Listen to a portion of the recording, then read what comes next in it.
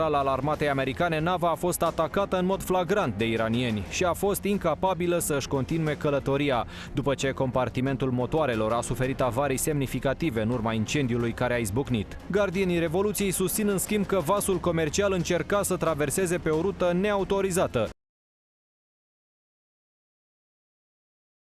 A vessel, the MV Galaxy, was apparently taking the southern route. When we talk about the Strait of Hormuz, there's very close to Oman, which of course is being reassured by America, but Iran has said, no, the northern route past Larak Island is the acknowledged one. That led to a fire on this ship. The crew abandoned into life raft. 23 de marinari indieni, membri ai echipajului, au fost salvați, însă unul este dat dispărut. مداخلات بیگانگان و تعیین مسیر غیر قانونی حرکت کشتی‌ها در تنگه هرمز با برخورد قاطع نیروی دریایی سپاه مواجه می‌شود. Ca răspuns, gardienii Revoluției au lansat atacuri asupra bazelor americane și ale aliaților Statelor Unite din regiune. Armata islamică susține că a lovit o bază din Iordania, în timp ce Emiratele Arabe Unite, Qatarul, Kuveitul și Bahreinul au activat apărarea antiaeriană împotriva rachetelor și dronelor. În orașele Ucrainei, războiul încă reprezintă crunta realitatea vieții de zi cu zi. Stau mărturie imagini din timpul unor bombardamente care au avut loc ziua pe lumină. Pe de altă parte, într-un nou atac cu sute de drone explozive, și ucrainieni au reușit să lovească o rafinărie din Rusia, aflată la peste 800 de kilometri departare de graniță. Atenționează imagini și detalii care vă pot afecta emoțional.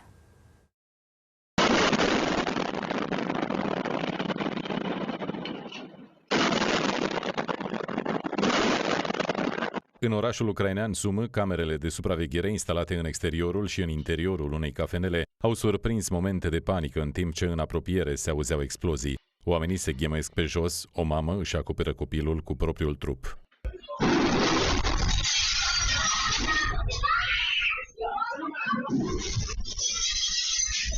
Când au încetat bubuiturile, oamenii au fugit înăuntru, unde clienții așteptau la coadă în fața teșghelei. 5 persoane au fost ucise, printre care o fată de 10 ani, iar alte 30 au fost rănite după ce bombe aeriene ghidate au lovit Sumă, a anunțat primarul acestui oraș din nord-estul Ucrainei.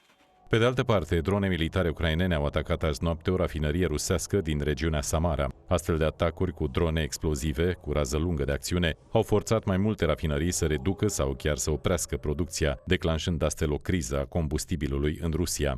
În același timp, guvernatorul regiunii Rostov a anunțat că dronele ucrainene au avariat tot azi noapte un petrolier care intra în canalul Azov, Marea Neagră. Nava, despre care ucrainenii spun că face parte din flota fantomă a Rusiei, nu avea încărcătură, potrivit autorităților ruse. La bine și la rău te iau și cu cățelul tău. Cam așa stau lucrurile în Ecuador, unde tot mai mulți companioni cu 4 lăbuțe asistă bucuroși la nunta stăpânilor lor. Revenim la acest subiect amuzant după o scurtă pauză.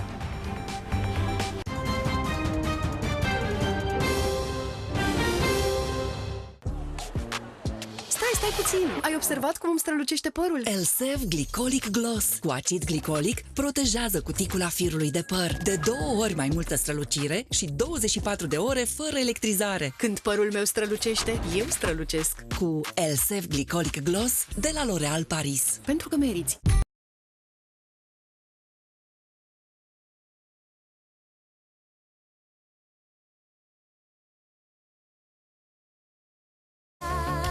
Faci impresie bună la mese împreună. Felifox, felii de fericire de la Fox. Fox, pentru gusturi alese. Poți să te bucuri de viață atunci când faci ce-ți spune inima. Normal că pot. Doppel Herz Activ, calciu, magneziu, zinc, seleniu, cu vitamine și minerale esențiale, te ajută să-ți menții vitalitatea și capacitatea de efort. Acesta este un supliment alimentar. Citiți cu atenție prospectul. Profită de promoțiile de vară de la Jisc. Alege o cuvertură nouă la doar 85 de lei, reducere de 57%. O ramă foto pentru noi amintiri la numai 12 lei, reducere de 65%. Sau un ghiveci de flori la numai 67 de lei, reducere de 70%. Jisc. Scandinavian Sleeping and Living. De alții aud un zgomot. Tu auzi o melodie.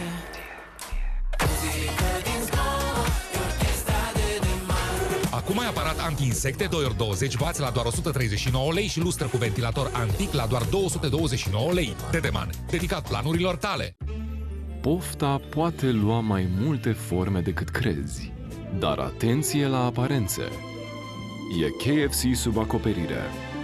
Pui crispy, acoperit de sos spicy teriyaki sau golden honey. Saucy chicken, de la KFC. Adormi greu în fiecare noapte? Încearcă OptiSomn, care te ajută să adormi ușor, dar contribuie și la obținerea unui somn odihnitor. OptiSomn. Acum ai și oferte preactivate. Între 8 și 14 iulie ai Snack Lay's diverse sortimente, 125 de grame, al doilea redus cu 90%. Oh! Un naufragiat care nu e transpirat. Și miroase a mentă proaspătă. Incredibil. Totul datorită noului antiperspirant Cold Spice. Descoperă o senzație instantă de răcorire. Toată lumea câștigă la Dr. Max. Cumpără de la Dr. Max între 1 și 31 iulie, deschide talonul primit și câștigi pe loc produse dermatocosmetice de la brandul Tolpa sau vouchere de reducere la brandurile selectate, alături de oameni cu prețuri Dr. Max. Vara e aici pentru distracție în Poiană sau în centrul vechi, pentru vamaioți și pentru festivalieri, pentru check-out la sfârșitul școlii și check-in cu familia în vacanță. Vara te cheamă la Vodafone. Vino în magazinele Vodafone și portează-te la abonament sau cartelă cu nelimitat 5G de la 3 euro pe lună. Vodafone. Chetifexin pentru durerea ta? Desigur! Mă ajută în scurt timp? Desigur! Chetifexin. Luptă rapid cu durerea.